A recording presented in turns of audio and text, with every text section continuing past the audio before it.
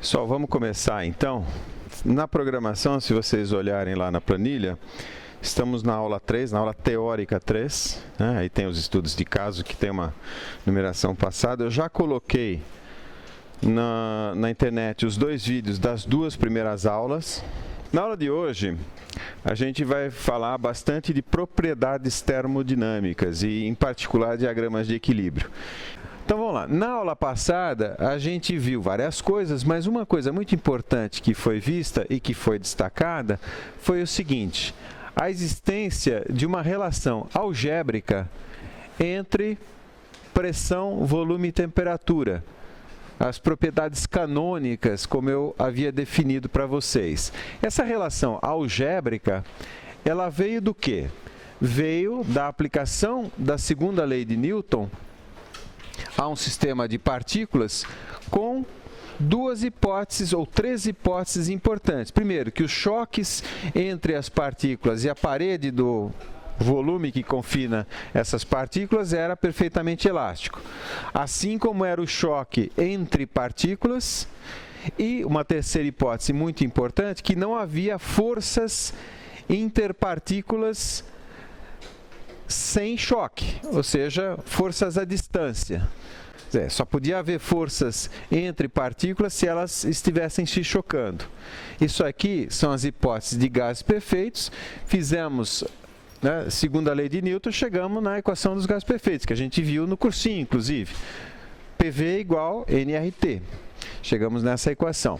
Mas a existência de uma equação algébrica, de uma relação algébrica entre essas variáveis, é um fato importante, mostrando que um sistema, uma substância que pode ser caracterizada pela termodinâmica, que pode ser estudada pela termodinâmica, possui o que a gente chama de equações de estado, que é o foco central da aula de hoje.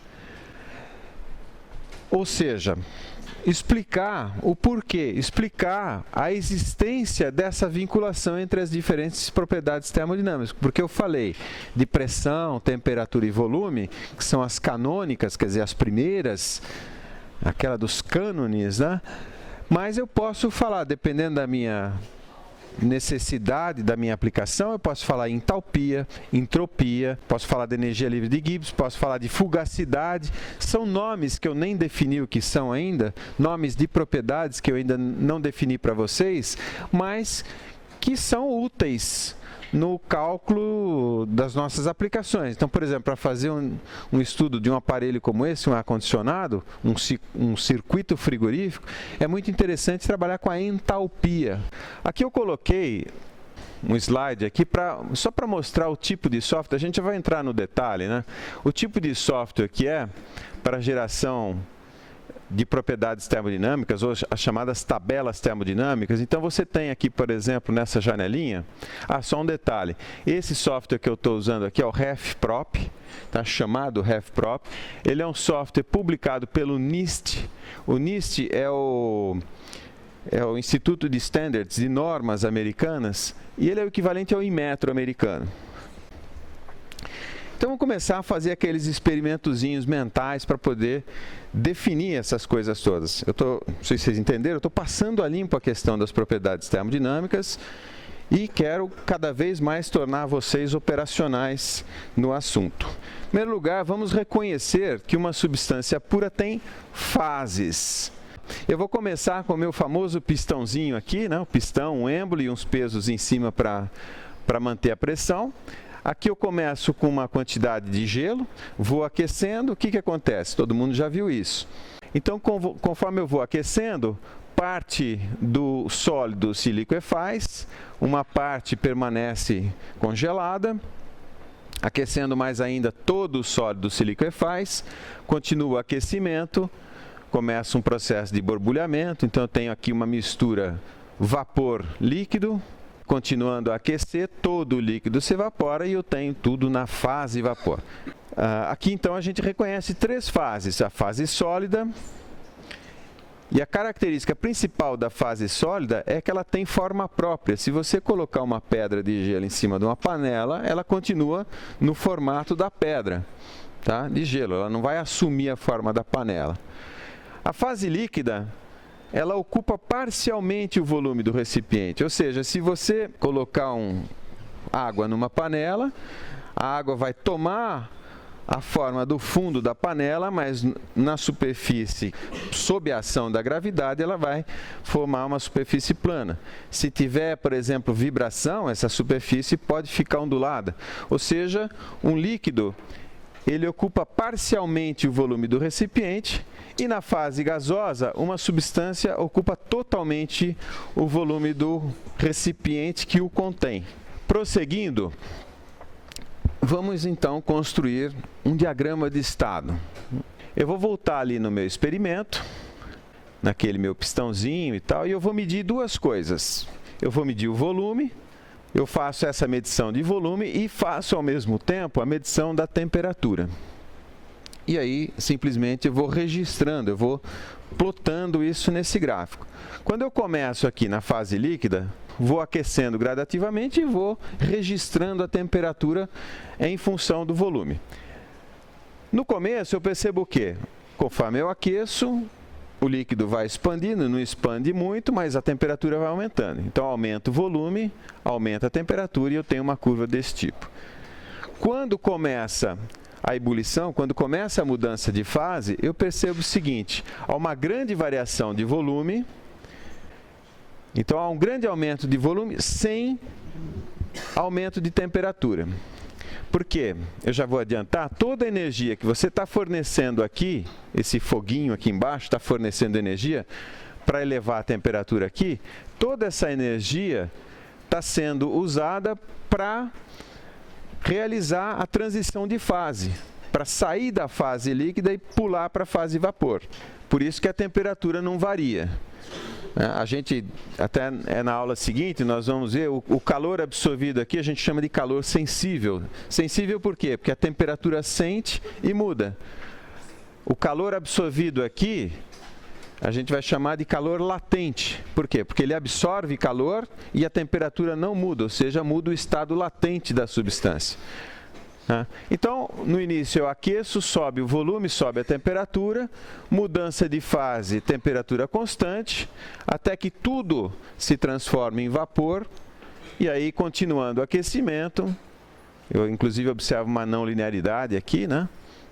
Tá, e continuando o aquecimento, aí volta a aumentar o volume, aumentar a temperatura, ou seja, aqui também eu tenho absorção de calor sensível. Se eu fizer isso daqui para diferentes pressões, eu vou lá e troco os pezinhos e registro de novo essa mesma curva. Então, eu fiz aqui uma pressão P1, aqui eu faço uma pressão P2, uma pressão P3. E se eu ligar todas essas curvas, eu vou ter as chamadas linhas de transição de fase. Então, eu tenho aqui, por exemplo, a linha de transição do líquido para o vapor, que a gente batizou de líquido saturado. Por que líquido saturado? Porque imagina que você está vindo aqui de baixo. Chegou nesse exato ponto aqui, sobre a linha, é tudo líquido. Mas se você der 1 microjoule a mais para a substância, ela não aumenta mais a temperatura, ela já muda de fase. Então, você dá 1 microjoule, forma uma bolinha de vapor. Você dá outro microjoule, outra bolinha de vapor. Tá? Então, é por isso que a gente chama de líquido saturado. Do outro lado, por analogia, é a linha de vapor saturado. Ou seja, se você vier de cima aqui, descendo pela linha de vapor saturado, a pressão constante, sobre a linha de vapor saturado, mesma coisa. Tudo é vapor, mas se você remover 1 microjoule, ele não muda mais a temperatura, forma uma gotícula de água. Ou seja, ela condensa.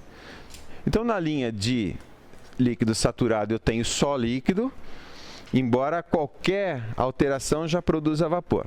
E sobre a linha de vapor saturado, eu tenho só vapor, porém qualquer remoção de calor provoca condensação. Então, isso daqui é comum, a gente faz para todas as substâncias. Esse daqui é o diagrama de equilíbrio da água, gerado no RefProp. Prosseguindo, aqui para o CO2, eu vou falar muito de CO2. CO2, eu acho que é o grande vilão do momento, né, por causa do efeito estufa, mas tem aplicações fantásticas. que só agora o pessoal está se tocando, porque tem propriedades termodinâmicas muito interessantes. Dá uma olhadinha, eu vou voltar no diagrama da água. Repara que o estado supercrítico aqui, o ponto crítico, está em torno aqui de 370 bar, mais ou menos, 350 graus, aqui eu não pus, né, 200, mas são pressões de centenas de bar. Tá? Ou seja, para você atingir esses estados, mecanicamente falando, alta pressão, alta temperatura, por exemplo, as paredes dos seus reatores, dos seus tubos, são bastante pesadas para aguentar essa pressão toda e temperatura ao mesmo tempo. Em consequência, o custo das máquinas, o custo dos sistemas é bastante alto por causa disso, porque ele tem que ter uma resistência mecânica muito alta. O CO2 não. Olha aqui o CO2, como é que ele está o estado crítico dele é em torno de 37 graus, não lembro de cabeça, daqui a pouco eu vou mostrar, mas é um pouquinho mais que 30 graus temperatura ambiente. Tá? E uma pressão aqui em torno de 70 bar, 70 atmosferas. Consequência, os equipamentos são mais baratos em relação a equipamentos que têm que aguentar centenas de bar, né? 200 bar, 300 bar. Tá? Prosseguindo. E agora sim, formalizando o que a gente viu na construção do diagrama de equilíbrio, essa linha aqui, como eu disse, é a linha de líquido saturado, essa outra aqui é a linha de vapor saturado. No ponto de encontro das duas, nós temos o chamado estado crítico. Eu vou mostrar um filme para vocês de uma transição do CO2, vindo daqui de baixo, né, mistura líquido-vapor, e passando pelo ponto crítico e se transformando em supercrítico. Tá? Mas então, líquido saturado, vapor saturado. Essa daqui em azul seria uma linha isobárica, ou seja, uma linha de pressão constante. Uma linha... essa daqui em verde é a isobárica crítica, ou seja, se você quiser alcançar os estados supercríticos, você tem que estar acima dessa linha verde aqui, isobárica crítica. Uma pergunta para vocês, qual seria uma linha isotérmica nesse gráfico? Uma linha horizontal, correto. Então, é muito simples. Qual seria uma linha isocórica nesse gráfico? O que é isocórica? Isocórica é volume constante.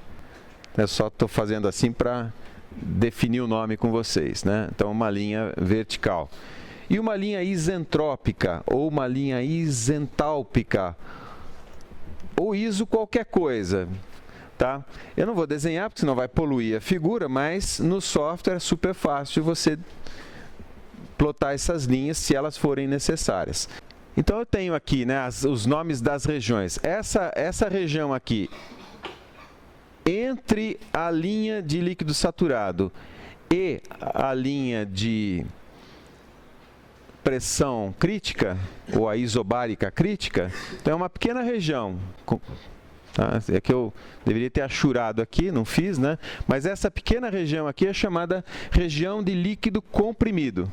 A região aqui, à direita da linha de vapor saturado e abaixo da linha isobárica crítica, eu tenho a região de vapor superaquecido.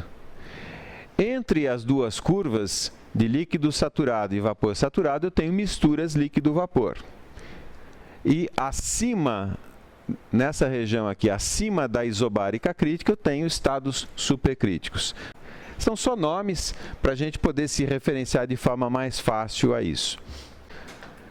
É bastante plausível que isso possa acontecer na natureza, né? Uma transformação isobárica. Mas é possível fazer, por exemplo, como eu perguntei para vocês, uma transformação isotérmica sem haver mudança de fase?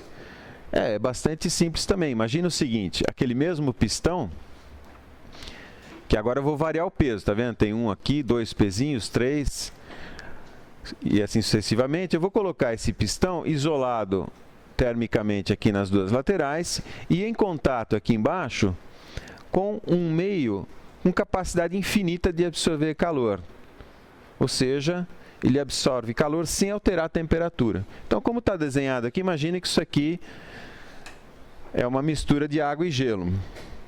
a pressão atmosférica, por exemplo, então isso daqui está a 0 grau. Cada vez que você precisa ceder calor ali, um pouquinho do gelo se liquefaz, mas a temperatura permanece constante. Então esse meio que está embaixo, eu estou usando isso aqui para definir duas coisas. Primeiro, a transformação isotérmica, e aqui embaixo o conceito de fontes de calor, fontes de absorção de calor e fontes de cessão de calor. Uma fonte de absorção de calor seria um sorvedouro de calor, né? E uma fonte de cessão de calor seria uma fonte fornecedora de calor. Mas o termo fonte é mais ou menos como na eletrônica mesmo. Quando você fala de fonte, você é capaz de produzir uma corrente elétrica sem variar a tensão. Exatamente isso. A corrente elétrica aqui seria o fluxo de calor e a tensão é a temperatura. A tensão é o potencial, assim como a temperatura também é um potencial. Tá? Então aqui está muito simples, né? Conforme eu vou começando aqui, eu tenho tudo vapor, numa certa pressão, eu coloco um pequeno peso ali, esse pequeno peso dá uma pequena comprimida, essa compressão acelera essas moléculas aqui, então elas se tornam mais quentes, mas na medida em que elas entram em contato aqui com a superfície fria, elas cedem essa energia e voltam à temperatura que elas estavam inicialmente. Então eu consigo fazer esse processo adicionando pequenos pesos gradativamente, sem haver mudança de temperatura. Bom, se eu consigo fazer as transformações isotérmicas, eu também conseguiria construir um gráfico diferente daquele que eu fiz, porque nós fizemos um gráfico de temperaturas em função dos volumes. Eu posso fazer, por exemplo, pressão em função do volume. E aí plotar, por exemplo, as isotermas. A mesma coisa, eu começo lá com tudo vapor, vou pressurizando, ou seja, vou aumentando a pressão. Eu tenho uma região aqui em que eu reparo, começa a haver mudança de fase. Aqui eu tenho uma mistura de líquido e vapor, né, nessa região horizontal. Depois aqui eu tenho só líquido. Tá? Então essa linha que está representada aqui é uma isoterma. Então da mesma maneira, aquele diagrama de estado eu posso plotar no PV que a gente fala. No PV não é o partido, não, né? Mas é pressão-volume. Eu posso plotar no diagrama PV. E da mesma maneira, eu vou ter a linha de líquido saturado, a linha de vapor saturado, o ponto crítico, a isoterma crítica e tudo que eu falei para o outro gráfico, que era temperatura-volume, se aplica para o PV. E aí sim eu comecei a pintar um pouco melhor as regiões. Na verdade eu não sabia fazer isso no PowerPoint, aí eu aprendi e comecei a pintar. Aí faço até degradê, assim, é bonitinho, né? Tá? Então eu tenho aqui, né, nessa região, abaixo da isoterma crítica e à esquerda da linha de líquido saturado, eu tenho a região de líquido comprimido. Entre as duas linhas de saturação, eu tenho misturas líquido-vapor. E à direita da linha de vapor saturado e à esquerda da isoterma crítica, eu tenho vapor superaquecido. E acima da isotérmica crítica, eu tenho os estados supercríticos. Aplicação. Então vamos lá, sistemas de extração com CO2 supercrítico. Eu espero que nesse momento você já saiba o que é CO2 supercrítico.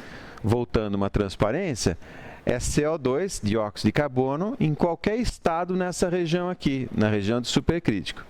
E aí eu vou falar por que isso é interessante. Então vamos lá, sistemas de extração com CO2 supercrítico. Extração é assim, você vai extrair alguma coisa, em geral, de um substrato sólido. Então, por exemplo, quando você vai fazer chá, você está fazendo extração. Extração do quê?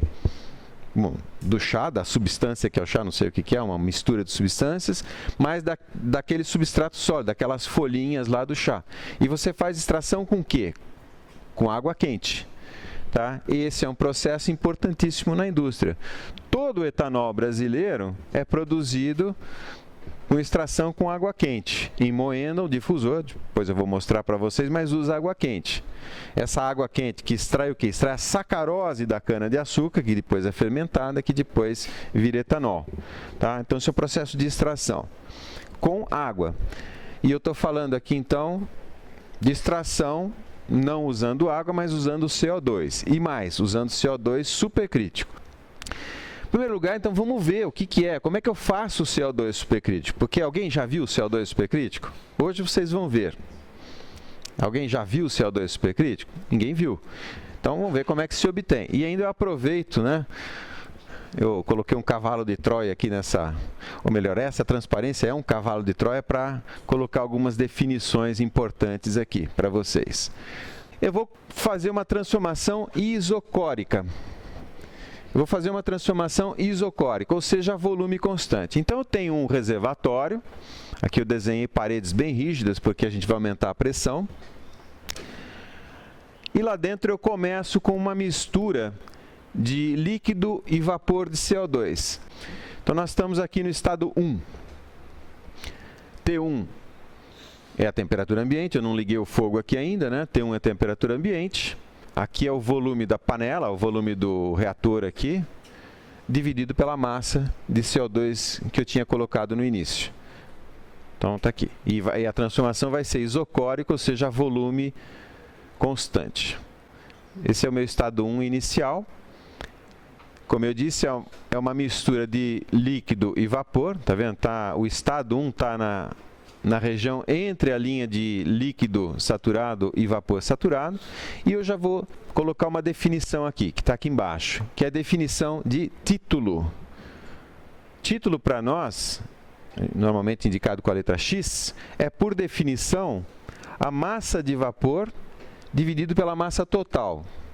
Massa de líquido mais massa de vapor. Cuidado, vocês vão ouvir muito na indústria o termo qualidade. Qualidade do vapor, qualidade do vapor. Isso aí é uma tradução literal de quality, porque título em inglês, título no sentido termodinâmico da palavra, é quality. E no Brasil, título é título. Não é quality, nem qualidade. Mas se usa muito porque, sei lá, às vezes as pessoas aprenderam em livros em inglês e tal e, né, fazem isso. Então, isso é um erro comum, mas que a gente tem que conviver com ele. Ok? Então, eu vou fazer o seguinte, eu vou ligar o fogo aqui, vou aquecer, ou seja, a temperatura vai subir, né? Eu comecei em T1, que pode ser 30 graus, 40 graus, 50 graus, 60 graus, e a temperatura vai subindo, eu vou registrando a temperatura aqui. Aliás, eu posso registrar, como está mostrado aqui, a temperatura e a pressão. Para quê? Para controlar, para saber quando que eu passei do estado crítico, né, da isobárica crítica. Uma outra, ou duas outras definições importantes, então aqui, ó, é o volume da mistura e a densidade da mistura. Porque a gente sabe o seguinte, qual é a densidade do líquido aqui? A densidade do líquido aqui, ou melhor, falando em volume, já que o gráfico é inicialmente feito em volume, qual é o volume específico do líquido aqui? Ué, o volume específico do líquido é exatamente esse ponto aqui, ó, sobre a linha de líquido saturado, a temperatura indicada ali. Qual é o volume específico do vapor? Exatamente, sobre a linha de vapor saturado, a temperatura indicada. Você só tem dois volumes específicos, o do líquido e o do vapor. E eles têm valores bastante diferentes. Porém, é possível definir o volume da mistura, ou um volume específico aparente, que é exatamente, né, o volume total do meu sistema fechado dividido pela massa, que eu consigo calcular em função do título dessa forma aqui. Tá? Quer dizer, o volume específico aparente é o título vezes o volume do vapor, mais 1 menos o título vezes o volume específico do líquido. Parece esquisito essa forma, mas se você pensar, é simplesmente a média ponderada do volume específico do líquido e do volume específico do vapor. Correto? E o peso de ponderação, quem está ponderando isso, peso de ponderação é um pleonasmo, né? Mas a constante de ponderação, o coeficiente de ponderação é justamente o título. A densidade aparente, você pode calcular dessa maneira: o título vezes a densidade do vapor, mais 1 menos o título vezes a densidade do líquido. E só para completar aqui essa observação, que eu sei que é meio chatinho, mas eu preciso definir essas coisas com vocês. O título é um número, já deu para perceber, que vai de 0 a 1. Ele é 0 sobre a linha de líquido saturado, 1 sobre a linha de vapor saturado. De tal maneira que, olha aqui na fórmula, se o meu título é 0, se x é 0, então V é igual ao próprio volume específico do líquido. Correto? Se o título é 1, então o meu volume específico é igual ao próprio volume específico do vapor, porque aqui fica 1 vezes o volume do vapor, mais 1 menos 1 vezes o volume do líquido, ou seja, 0 vezes o volume do líquido. Aqui estão as temperaturas e pressões, ou a temperatura e pressão do ponto crítico. Já coloquei ali, né? 30,98, 73,77 bar.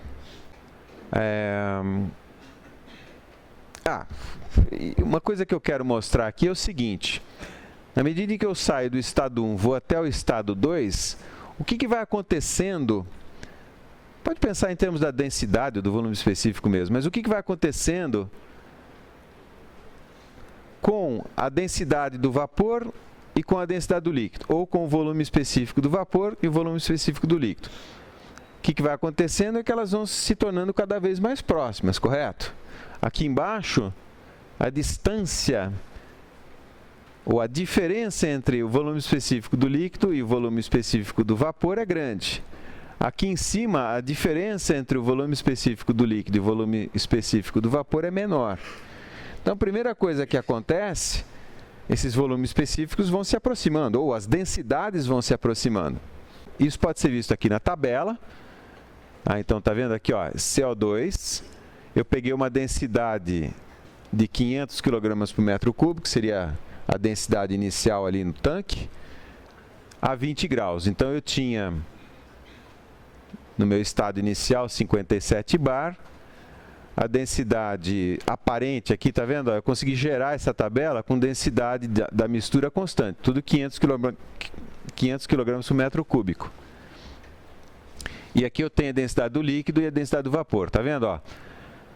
A temperatura baixa aqui, 829 e 155.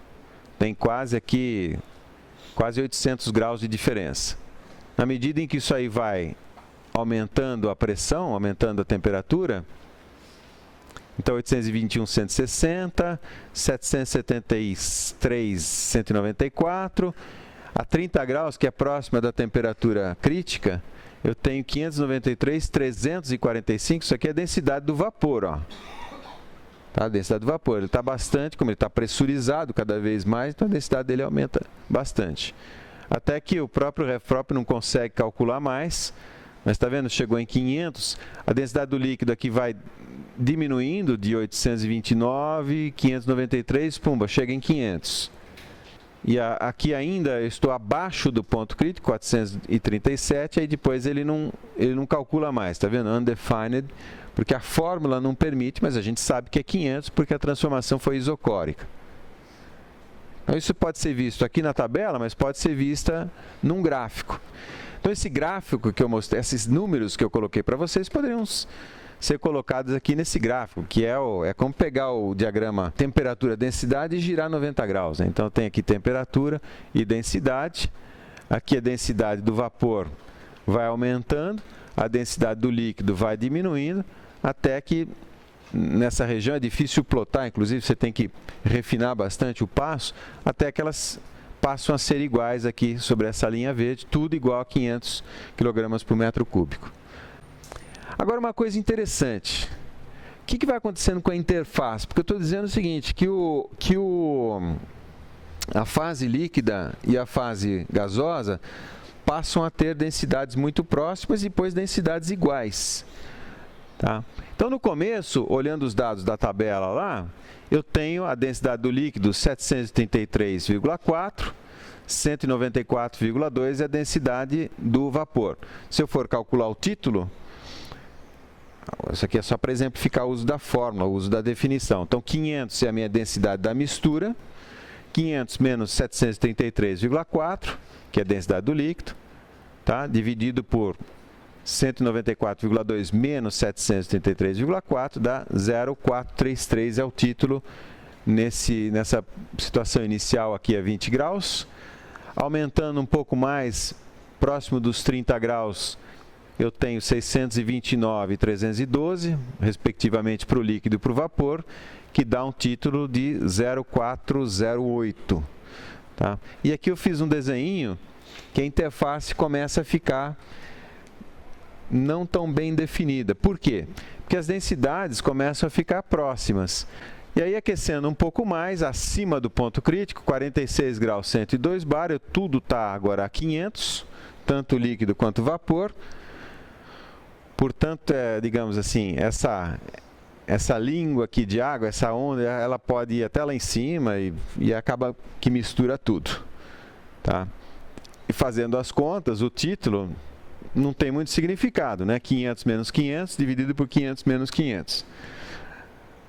Na verdade, a gente faz L'Hopital para poder calcular isso, mas a gente sabe que o título vai ser o limite desse daqui, ó. Isso. Aí, eu acho que é o filme. Então, eu vou passar ele várias vezes. Aqui é o contrário, tá? Tá indo do supercrítico para a mistura líquido-vapor. Atrás da mistura tem um termômetro, então vocês vão ver a temperatura. Então dá para ver aqui, né, a fase gasosa já entrando na fase líquida. Tá vendo aqui? Aqui é a interface e no fim do processo eu vou ter líquido embaixo e vapor em cima. Tá vendo no começo aquelas línguas que eu falei para você? É como... Deixa eu ver se eu passo de novo isso daqui. Tá, então está tudo misturado, aqui é um processo de resfriamento, está tudo misturado, líquido e vapor está misturado. Aí começa a segregar líquido embaixo, segregar vapor em cima, mas está vendo, você tem líquido em cima, tá? Líquido embaixo também, e aí a interface começa a ficar melhor definida aqui, daqui a pouquinho. Como é que é esse processo de extração? Então, como seria o sistema? É isso que eu quero mostrar para vocês. Então, eu vou partir de uma mistura líquido e vapor de CO2, tenho que fazer aquele aquecimento e aquela pressurização, então isso aqui é um trocador de calor, um compressor, para elevar a pressão acima da pressão crítica. Tá, então essa primeira parte aqui, depois nós vamos aplicar a primeira lei da termodinâmica aqui, né? Essa primeira parte aqui é a produção de CO2 supercrítico. Aliás, aqui em cima. É que eu esqueci de mostrar o seguinte, eu faço um primeiro aquecimento, depois uma compressão, então desse ponto aqui em diante, eu tenho pressões já acima da pressão crítica, a minha pressão de trabalho do meu reator de extração ali. Tá? Em geral, a gente coloca um aquecedor aqui com controle, por quê? Porque, eventualmente, eu tenho o processo físico-químico que está ocorrendo aqui, pode produzir perturbações na pressão de trabalho que tem que ser corrigidas. Você pode controlar ou a bomba ou o compressor ou controlar esse aquecimento aqui. É mais fácil controlar o aquecimento. Mas então, tudo isso daqui é só para manter, desse ponto em diante, é só para manter o estado nominal de operação do reator de extração. Então, eu vou entrar aqui com uma mistura de CO2 supercrítico. Aqui dentro eu vou ter um recipiente, que a gente chama de reator de extração, que é igualzinho que tem numa máquina dessas aí de café Nespresso, né, que é a patente da Nescafé. Só que aqui é com água, né? Então isso aqui, esse líquido CO2 vai atravessar esse recipiente. Esse recipiente aqui na máquina seria aquela cápsula, sabe, que tem o café. A única diferença é que é 20 bar, 16 bar aqui, tá? E aqui é um pouco mais porque é CO2 supercrítico. Mas então o CO2 vai atravessar, ele vai extrair, ele vai remover a cafeína do grão de café. Aqui na verdade eu posso colocar pó de café ou grão de café, é isso que eu queria explicar. Eu posso pôr o grão de café, o CO2 atravessa lá e ocorre que a cafeína é extremamente solúvel no CO2. Então você extrai a cafeína do grão, E aí você pode, por exemplo, deixar evaporar o CO2 e aqui ter só o que seria a essência do café, ou só a cafeína, que também tem valor comercial, né, para uso em remédio. Vocês já viram remédio? Quando você toma remédio para gripe, então em geral tem lá uns remédios, um descongestionante, alguma coisa assim, que dá sono. E aí para não dar sono eles põem cafeína. Então cafeína tem valor comercial. Tá? E o próprio grão, né? O próprio grão descafeinado você pode vender. É possível extrair um monte de coisa com essa técnica. Eu coloquei aqui algumas, né? Essência de curcuma, que é um tempero, tá? Cogumelo e um monte aqui, só uma foto só por curiosidade, tudo com CO2. E aqui só para mostrar, né, seria a situação em que eu tenho grãos de café descafeinado. Então eu coloco os grãos ali no reator, faço a extração, aqui eu tenho uma válvula rotatória só para poder remover o grão. Então esse grão aqui já é descafeinado, ele é vendido assim mesmo. E é legal porque aí você pode moer na hora e preparar o seu café na hora, ele é bem melhor assim. E aí o próprio CO2, você pode reciclar ele aqui, e aí você tem a água com cafeína aqui, que como eu disse também tem valor comercial. Então esse sistema de extração seria isso aqui, ó. E por que cargas d'água usar CO2 supercrítico para fazer essa extração, sendo que, tá vendo, eu vou ter, na verdade, água com cafeína aqui na saída. Eu podia usar água logo de cara. Pelo seguinte, se a permeabilidade do fluido de extração for facilitada, o resultado final é que os meus reatores, todo o meu equipamento é menor, mais barato, mais fácil de operar, gasta menos energia, tá? Muito vantajoso. E é exatamente o que ocorre nos estados supercríticos. Eu vou mostrar daqui a pouquinho, mas eu já vou falar, é o seguinte, nos estados supercríticos, vocês viram que as densidades não variam muito, né? A gente começou com uma densidade para o CO2 de 500 quilos por metro cúbico, e no supercrítico, bom, ficou nessa mesma densidade, mas a densidade do líquido CO2 era de 800 no início do processo. Então, de 500 para 800, pelo menos não variou a ordem de grandeza. Tá? Vocês estão me olhando com cara de que não lembram do número, então eu vou voltar. Mas o que eu quero mostrar é o seguinte, a densidade da fase líquida não é muito diferente da fase supercrítica. Né? 733, 500. Se eu olhasse a viscosidade do CO2, eu não pus aí, mas eu vou mostrar, o que teria acontecido? A viscosidade do CO2 supercrítico é pelo menos 3 ordens de grandeza menor que a viscosidade do líquido. Portanto, e a viscosidade vocês sabem, né? É proporcional à tensão tangencial do escoamento no meio poroso ali. Tá? Lembra de McFlu?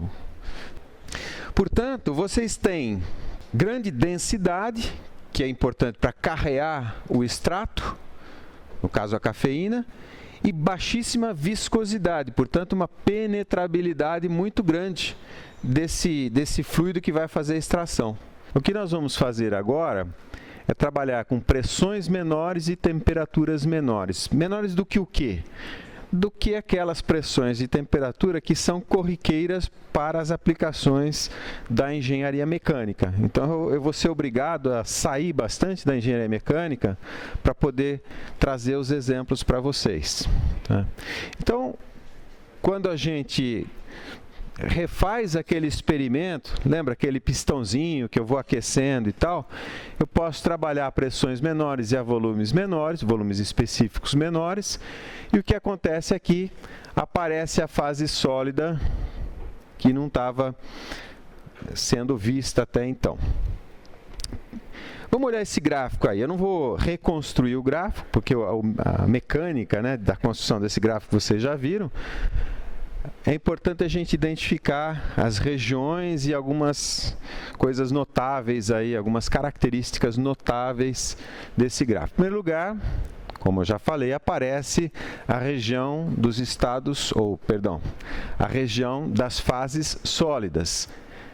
E aqui embaixo apareceu uma linha que está batizada aqui de linha tripla. Eu já vou explicar. Ao lado aqui da região da fase sólida, aparece aqui também uma região de misturas de sólido mais líquido. Isso aqui também é bastante comum, um copo de água com gelo está aqui nessa região. É uma mistura de sólido com líquido, né? Depois só líquido mais vapor, vapor supercrítico. Agora aqui embaixo, não sei se vocês repararam, né? Aqui é sólido, lá na outra ponta é vapor e aqui tem sólido mais vapor. Ou seja, o sólido está passando para o vapor sem passar pela fase líquida. Tá? Isso abaixo da linha tripla. Isso daqui é o que se chama de sublimação, que é o nome de uma transformação de fase especial, né? Que é, sei lá, condensação é quando você passa de vapor para líquido. E evaporação é quando você passa de líquido para vapor. Então, são os nomes das transformações, e sublimação é a passagem de sólido para vapor. É só o nome. A principal propriedade da linha tripla é que abaixo dela não é possível existir um líquido. Vou repetir. Abaixo da linha tripla não é possível existir na fase líquida. A substância não é possível existir na fase líquida. Por quê? Não deve ser surpresa para vocês a existência da linha tripla. Na verdade, o que é raro é a existência da fase líquida. A fase sólida é muito fácil de entender, é tudo parado mais ou menos no mesmo lugar. E a fase gás é fácil de entender, é tudo bagunçado, se mexendo livremente. E a fase líquida é que é muito especial, que é aquela situação ali que eu desenhei na lousa. Tá? Então a linha tripla não é no big deal, né? Não é nada demais, é só uma linha abaixo da qual não é possível existir o líquido, porque essa estrutura aqui, muito especial, não pode existir fisicamente. Para ser mais exato que isso, eu teria que entrar nas equações e tal, e não é o caso aqui. Tá? Mas então, a linha tripla, ela separa a possibilidade de existência de líquido, e a gente vê aqui, né, a passagem do sólido para o vapor sem a passagem pela fase líquida.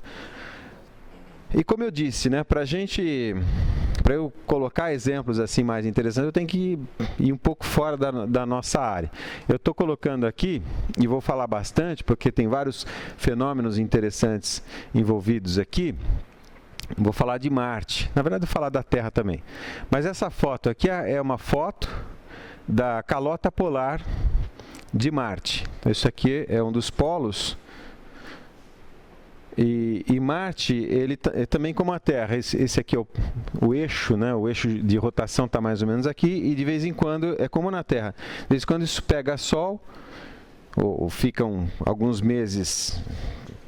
É que o ano marciano não é exatamente igual ao ano terrestre, mas ele fica alguns meses na sombra e alguns meses no Sol.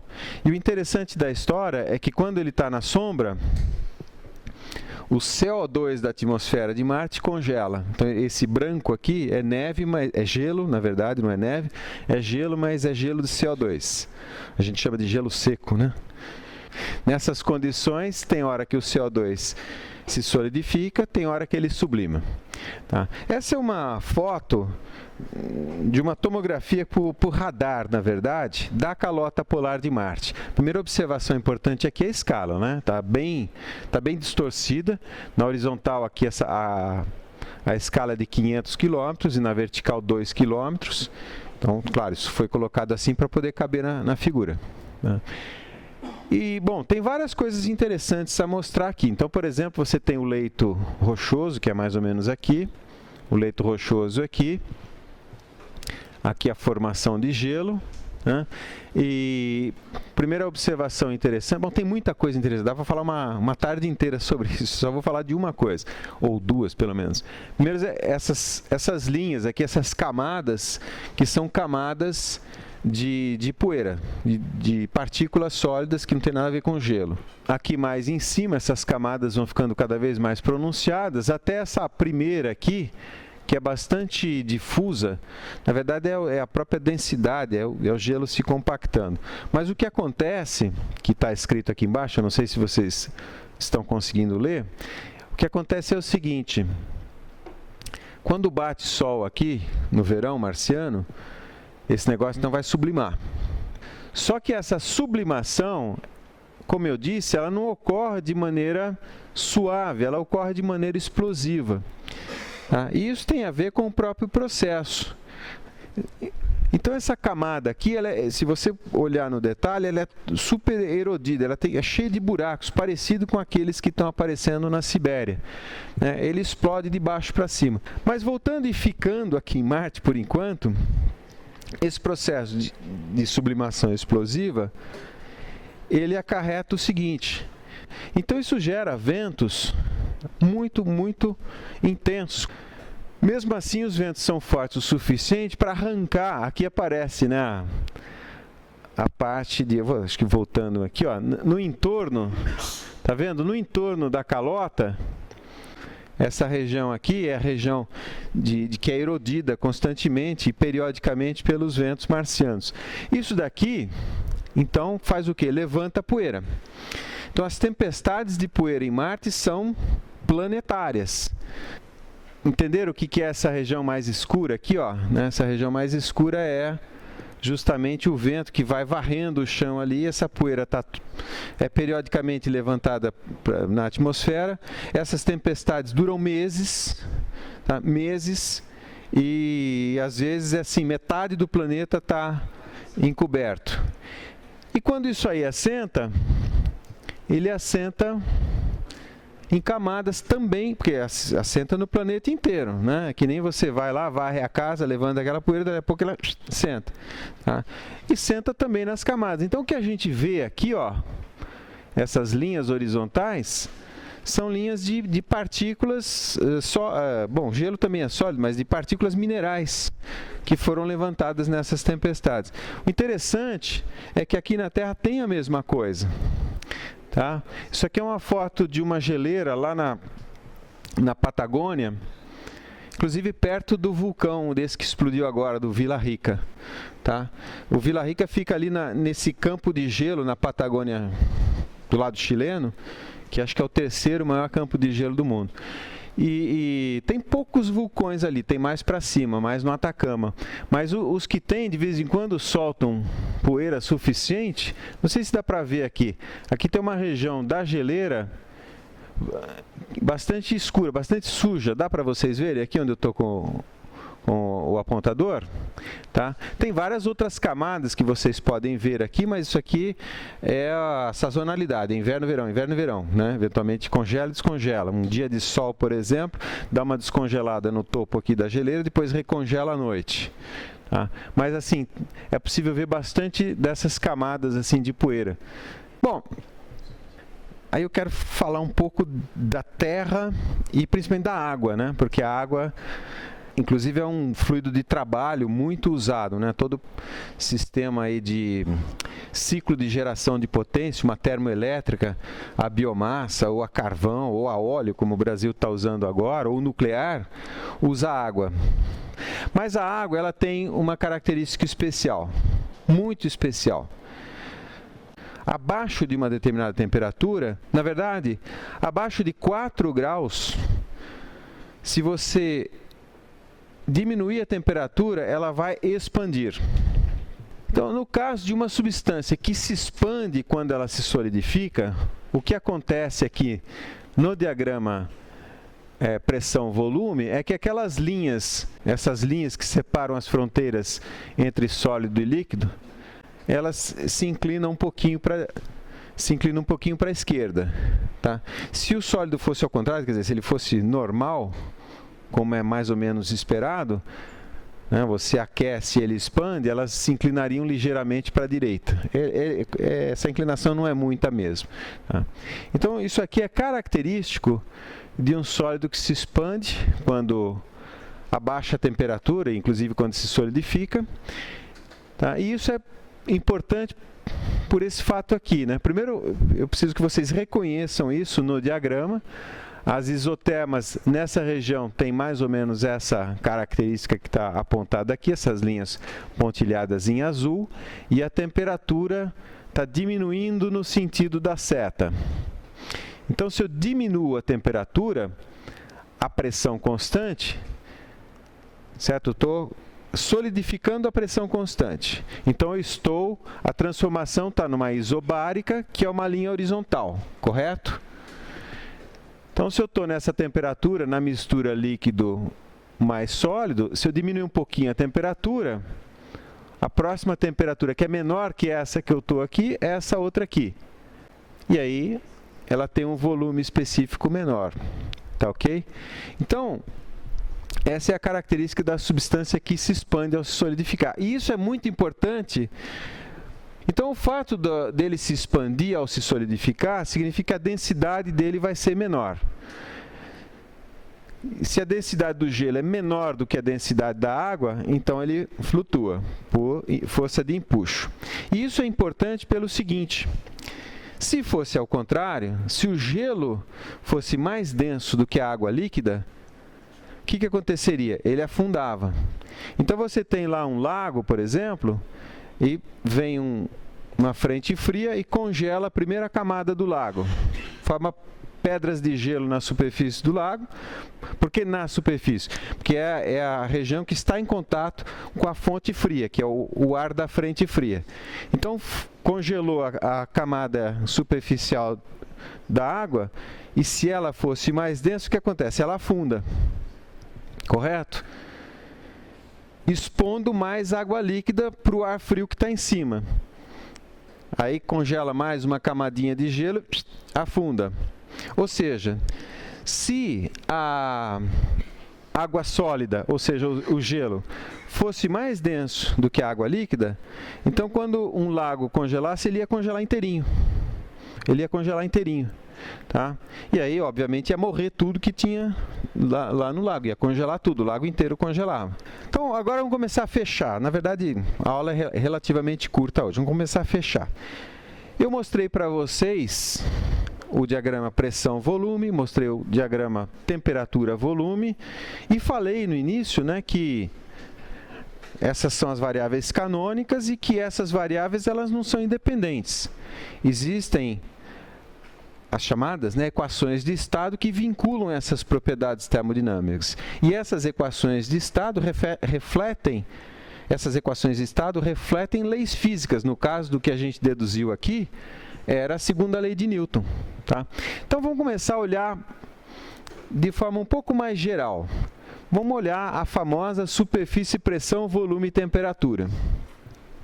Então, se eu fosse colocar em 3D aquelas curvas que eu venho mostrando para vocês, ou seja, temperatura num eixo, volume no outro eixo e pressão no outro eixo, eu teria essa situação aqui típica da água. Então, as regiões de sólido, sólido mais vapor, vapor, líquido mais vapor, líquido, sólido, líquido, e acima dessa linha aqui, os estados críticos ou supercríticos. Os gráficos que eu mostrei para vocês até agora são, na verdade, projeções desse gráfico, dessa superfície 3D. Então, se eu projetar aqui na vertical, eu tenho aqui temperatura e volume, né? O eixo das pressões está na vertical, e as linhas que eu estava observando, que eu estava mostrando para vocês na transparência passada, são projeções dessa superfície aqui, como está mostrado. Tá? Se eu projetar isso daqui para o fundo, eu vou ter o gráfico pressão-volume.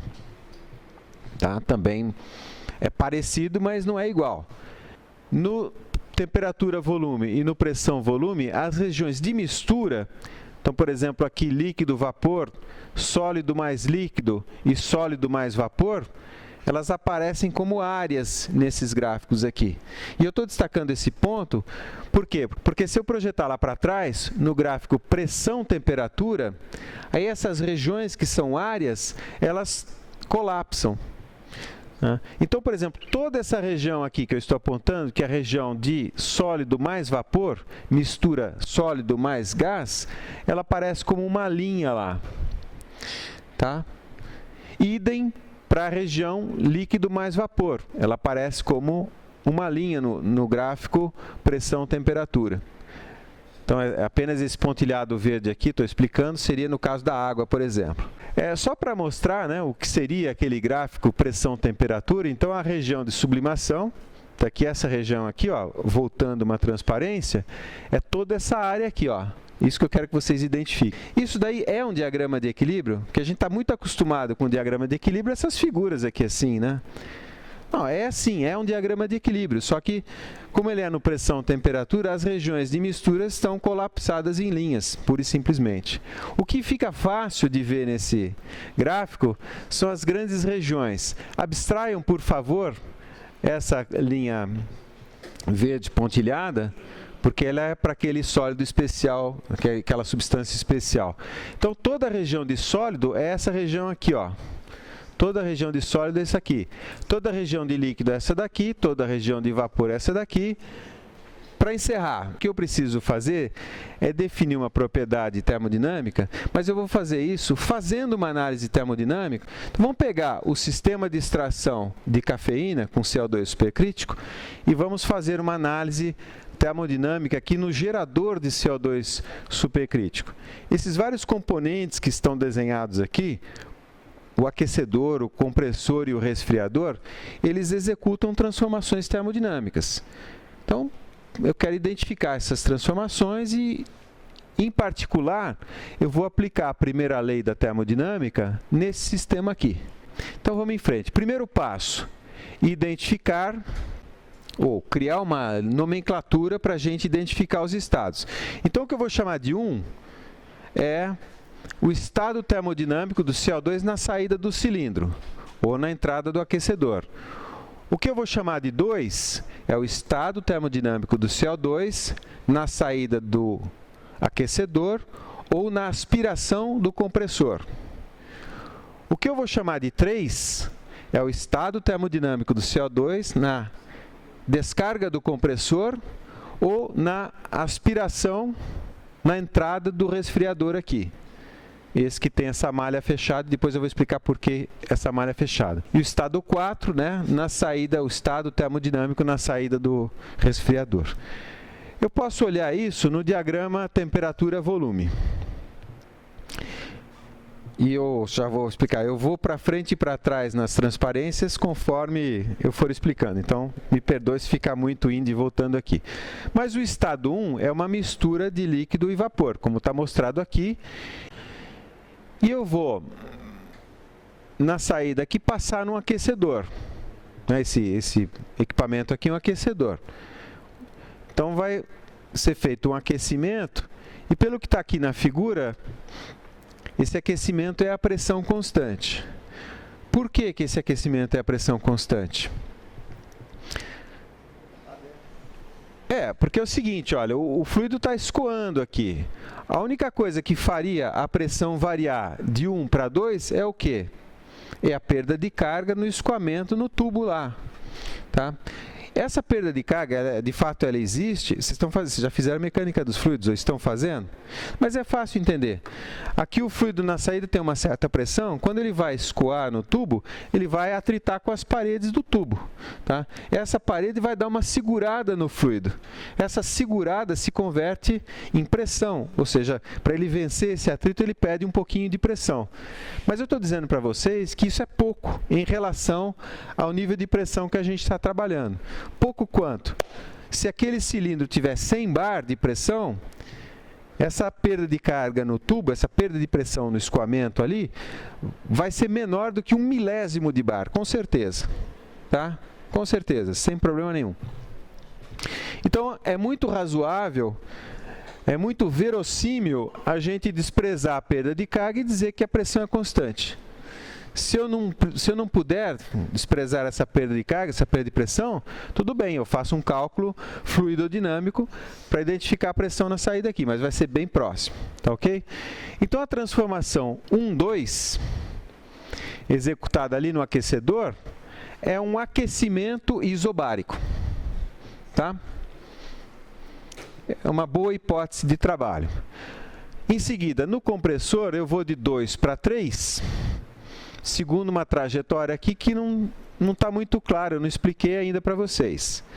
Porém, uma aproximação razoável é dizer o seguinte, porque mecanicamente o que é esse compressor? Por exemplo, ele é um pistão e um cilindro, como o motor do carro, que vai empurrando. Se eu supor que, por exemplo, não há atrito de metal com metal, o êmbolo mais a camisa do pistão, se não há atrito, eu não tenho perda de trabalho mecânico, tá?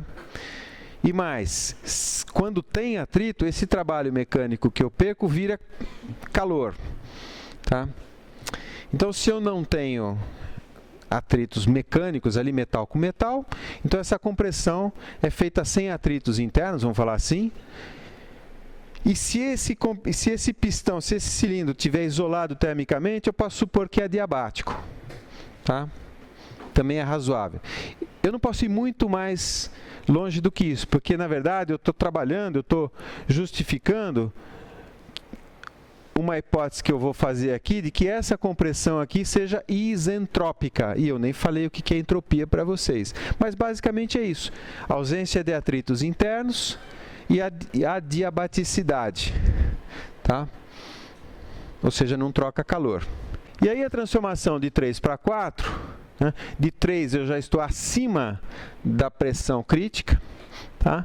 E de 3 para 4, né? O estado 4 aqui, ó, é o estado, na verdade, em que a extração é mais eficiente. Vocês já ouviram falar, né, que café não é bom fazer com água fervendo, é melhor ferver a água, desligar e esperar um pouquinho para fazer a extração do café com água um pouquinho abaixo de 100 graus. Vocês já ouviram falar isso?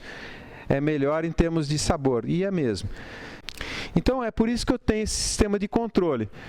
Então, eu faço o seguinte, aqui no compressor, eu comprimo até a pressão de trabalho, mas a uma temperatura acima da temperatura ideal de extração. E é fácil entender, porque se essa temperatura for muito alta, as moléculas de sabor e aroma, elas são frágeis, né? Então, se a temperatura for muito alta, isso pode deteriorar essa molécula. Então, na pressão de trabalho, eu vou resfriar até a temperatura de trabalho. E quem diz para mim quanto tem que ser P4 e quanto tem que ser T4 é a fisicoquímica da extração, tá? Então, esse dado vem pronto para a gente. E ali eu coloco um sistema ativo de controle, justamente porque qualquer alteração que haja aqui, que faça a pressão subir ou a temperatura descer, ele vai lá e regula e mantém de forma bastante estável. Tá ok? Então aqui também, pela mesma razão que eu evoquei para justificar a transformação 1,2 ser isobárica, a transformação 3,4, pela mesma razão, eu posso supor que ela seja isobárica também. Tá ok? Como eu disse para vocês, o passo zero de uma análise termodinâmica é colocar ali uma nomenclatura. O passo 1, ou seja, o primeiro passo, é identificar todos os estados no diagrama, que é o que a gente acabou de fazer, embora eu não estou podendo explicar muito a compressão isentrópica. O passo 2 é fazer as contas propriamente. Eu vou fazer só aqui na transformação 1,2. Então vamos lá, a transformação 1,2 está ocorrendo naquele aquecedor e eu posso olhar esse processo de duas maneiras diferentes. Ou, em outras palavras, eu posso definir dois tipos de sistema que eu falei para vocês na aula passada. Um sistema fechado ou um sistema aberto. Um sistema aberto, lembra, é um volume de controle que define uma certa região e é permitido fluxos de massa na fronteira desse volume de controle. Então, é um sistema aberto. Né? Aí, quando eu for aplicar as equações, eu tenho que aplicar as equações de sistema aberto, que eu ainda não mostrei para vocês. Na verdade, eu mostrei, mas de forma muito... Né? O que eu mostrei para vocês, em mais detalhes, são as equações do sistema fechado. Então, eu vou definir um sistema fechado, que é o seguinte: é um volume geométrico, um volume virtual, matemático, que acompanha, que define, que confina uma certa quantidade de massa. Para onde essa massa for, o volume vai atrás. Se essa massa se deformar, o volume do meu sistema se deforma junto. Se essa massa se dividir em dois pedaços iguais, dois subvolumes, esse volume geométrico, matemático, virtual, se divide também. De tal maneira que nunca há fluxo de massa através das fronteiras desse volume. Entenderam? É um raciocínio. Eu estou pensando alto para vocês aprenderem a pensar com esse formalismo. E como a gente conhece as equações para sistema fechado, então vamos definir um volume fechado, que seria essa elipse aqui, tá? E ela está escoando de forma... Eu estou fazendo uma analogia aqui à direita, né? Então essa elipse é um volume fechado, ela acompanha o escoamento. A pressão é constante, então eu coloquei esses pezinhos aqui para dizer que a pressão é constante, e isso está recebendo calor. Então o pistãozinho lá, o cilindrinho ali, está recebendo calor e está ocorrendo aquela transformação, né, de uma mistura de líquido-vapor para só vapor superaquecido. Então é como se esse cilindrinho aqui se deslocasse com o escoamento. No começo você tem uma mistura de líquido-vapor e lá no fim, na saída aqui em cima, só vapor superaquecido. Tá? Então para esse sistema aqui fechado, eu posso escrever a primeira lei, que é a seguinte: variação da energia interna é igual ao calor menos o trabalho. Aqui já tem uma convenção embutida, né? Calor que entra é positivo, trabalho que sai é negativo. Se nos cálculos der um calor negativo, significa que está saindo calor. Se nos cálculos der um trabalho negativo, significa que está entrando trabalho no sistema, ou seja, no cilindrinho aqui, ou seja, eu estaria aplicando uma força nele, tá? E outra coisa, esse ΔE envolve a fração de energia interna, associada à temperatura da substância, mas também as energias macroscópicas, potencial, cinética, eletromagnética, né, que eu estou desprezando no caso aqui, né? Então, por exemplo, a variação de velocidade do centro de gravidade desse sistema é muito pequena em relação às outras variações que estão sendo muito pequena em relação às outras variações. Então o ΔE na verdade vira ΔU, e o ΔU eu escrevo o 2 menos o 1. O calor e o trabalho eu não posso escrever Q2, Q1. Eu tenho que escrever Q12, por quê? Porque o trabalho é uma grandeza que depende da trajetória da transformação. E no caso aqui é uma transformação isobárica, é uma trajetória isobárica. Idem para o trabalho. Então aqui nesse slide eu estou salientando aqui a nomenclatura, né? O 2 eu posso escrever, o 1 eu posso escrever, porque são propriedades do ponto no diagrama de equilíbrio. E Q12 e W12 são propriedades da trajetória que liga dois pontos. E eu posso ligar dois pontos por infinitas trajetórias, correto? Então vamos lá, vamos calcular essas coisas aqui. Transcrevendo a equação, o 2 menos 1 é igual a Q12 menos W12. O W12, que é o trabalho, na verdade é a força vezes o deslocamento daquele pistãozinho, né, F ΔX, que eu posso escrever como sendo PDV.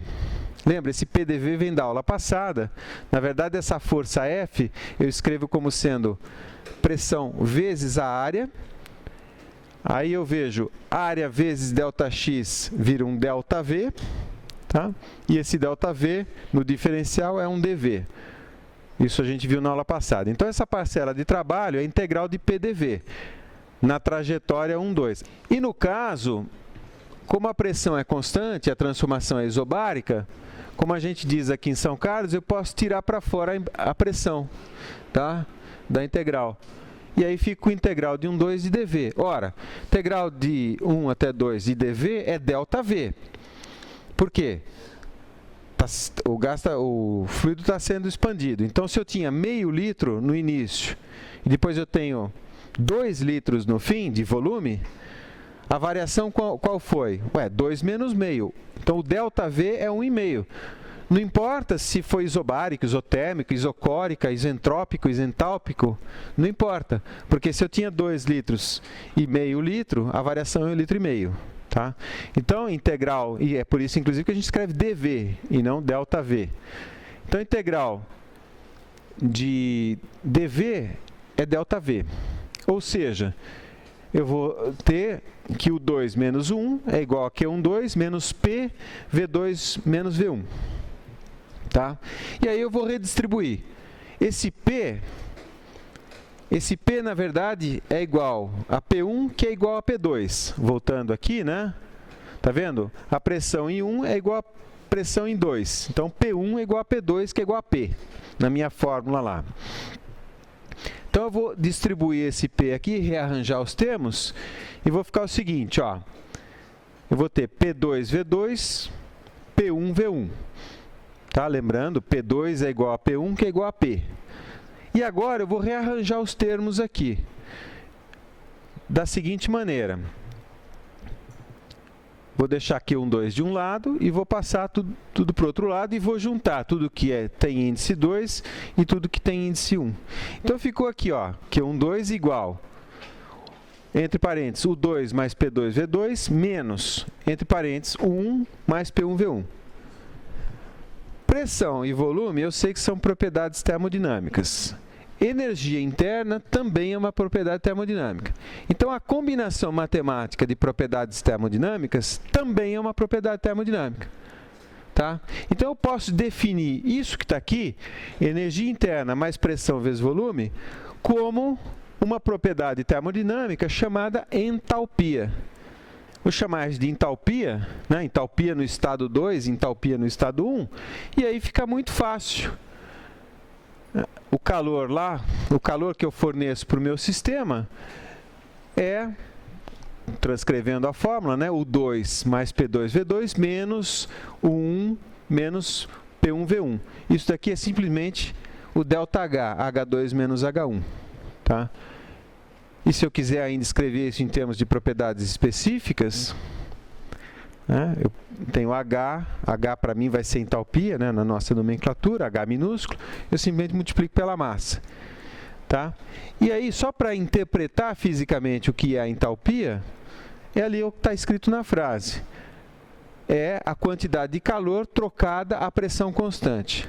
E por que a gente usa entalpia? Porque em várias análises que a gente faz, o uso da entalpia, em lugar de outras propriedades termodinâmicas, facilita enormemente os cálculos.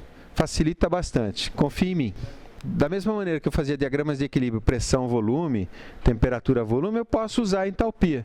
Então, muito usado, principalmente na área frigorífica, é o gráfico de pressão-entalpia. Tem mais ou menos o jeitão dos outros gráficos. Ele tem as linhas de saturação, né? Líquido saturado, vapor saturado.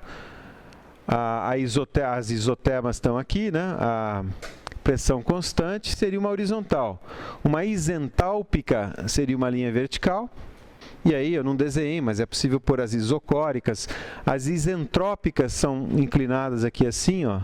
E a nossa transformação seria 1, 2, pressão constante. O aquecimento é só o tamanho desse segmento aqui, ΔH, tá? Com pressão isentrópica, depois um resfriamento aqui. Então, se eu quiser saber quanto que troquei de calor, é só medir o ΔH aqui embaixo, aqui, com uma régua mesmo, eu meço isso. Se eu estiver no campo e não quiser levar uma calculadora e tal, eu faço um gráfico, ponho do lado da máquina lá e faço isso graficamente. Para encerrar, voltando ao problema aqui de converter calor, isso aqui na verdade é cenas do próximo capítulo. Então eu quero mostrar para vocês o ciclo de Stirling, ou a máquina de Stirling, que é uma máquina interessante, como está dito aqui, ó, ela aproveita fontes de calor de baixa temperatura. Eu quero motivar vocês, eu só estou pondo a pulga atrás da orelha, eu quero motivar vocês para o seguinte problema: converter calor em trabalho.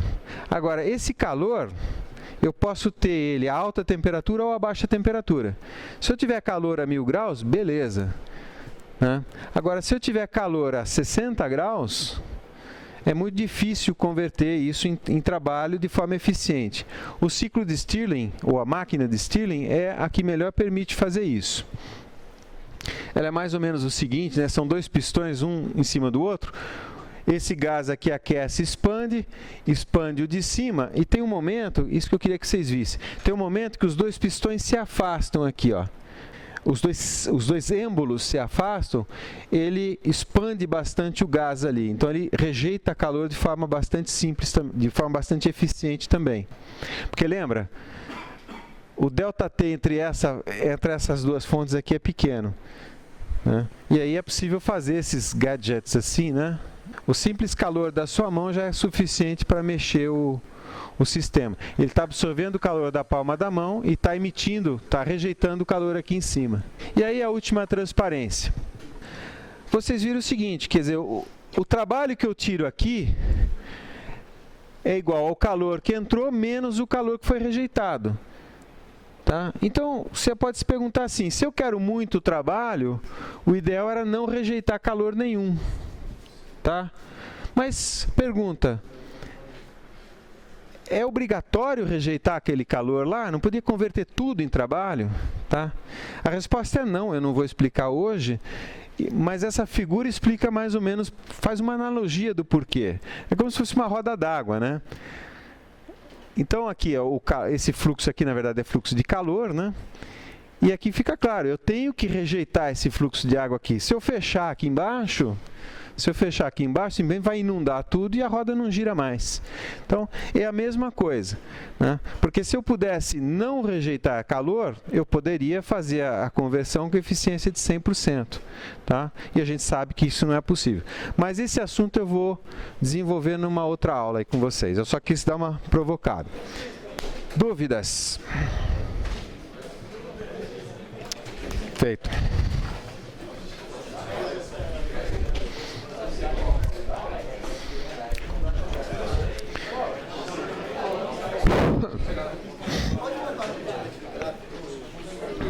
Posso. Eu acabei de fechar, mas tudo bem. Eu percebi lá que a entalpia ela era negativa naquele caso. Ah, no pH você fala? Ela tem 1, 2, 3, 4. Então, o delta é esse aqui, né? Então, o ΔH é negativo, mas o ΔH no sentido, a final menos inicial. A entalpia do final é menor que a entalpia do inicial. Então, o ΔH é negativo. Se o ΔH é negativo, vou voltar na fórmula, né? Se o ΔH é negativo, olha essa fórmula aqui. Se o H2 é que ali é 4 menos 3. Mas se esse daqui é menor que esse, o Q é negativo. Se o Q é negativo, o que significa? Que o calor está saindo do sistema e não entrando. E, de fato, ali é um processo de resfriamento. Entendeu? Então, isso aqui é só uma nomenclatura. E quando dá negativo, não fica assustado. É se meter o contrário do que você havia suposto ali. Tá? Nada.